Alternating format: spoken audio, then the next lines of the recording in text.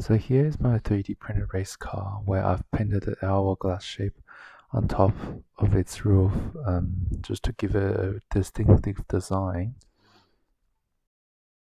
And next I'll be going over my makeup of process of the video. But first we need to begin with where we left over, because this project was a continuation of a part of assignment 1. So I've got the previous version here, my version 2.0 race car. We had pretty terrible wheels and a pretty hectic battery supply arrangement. So as the project inception of a remote control car, I spelled this guide for a Bluetooth controlled car using an Arduino board plus an L298N driver, which is then paired with an HC05 Bluetooth receiver. However, it was after I bought all these components I realized quickly that they don't fit on my laser cut templates. Then I had to resort to other measures. That is when I encountered Metro Hobby and retrieved many hobbyist parts which were much more compact and easier to fit into my design. Now, since the electronic speed control unit didn't have the perfect connection head to my LiPo battery, I had to cut it off and resolder a new compatible head onto it. So this is the ESC unit, and once the new heads are soldered on and connected to the LiPo battery, I can then connect it to the DC motor.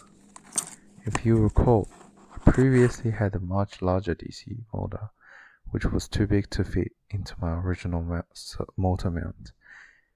Now I can connect the smaller DC motor which came along with the new ESC unit set, which I can then test for its applicability in my new design. So here I just connected the ESC unit pin to the second channel of the transceiver, which allows the remote control to control the speed and power of the DC motor. And here you may have just missed it, but I connected the servo motor pins to the first channel of the transceiver, which allows for the steering of the front wheels to control the direction of the remote control car. So now I attach the motor to the mount, which powers the back wheels to the gear connection between the rear gear and the motor pin. Now once that's been done, all there left is just to attach each part onto the chassis and fixing all the loose nuts and bolts with a thread locker, as you can see here.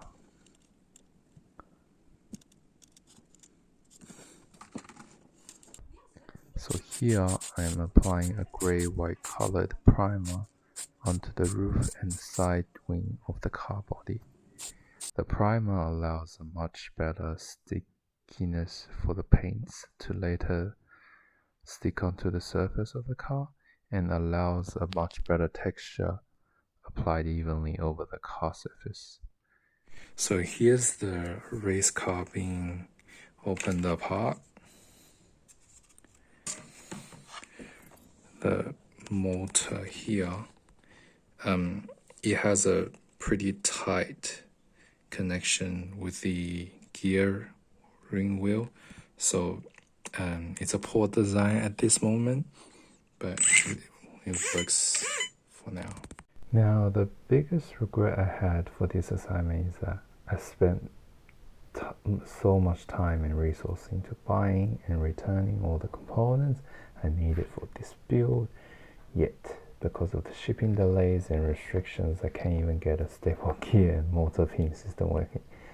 Not to mention that the fact that I was not able to implement the camera feed and LED guidance feature, so the motor itself is also not the most suitable for my design motor mount. So in the future there can be quite a number of improvements made for this car.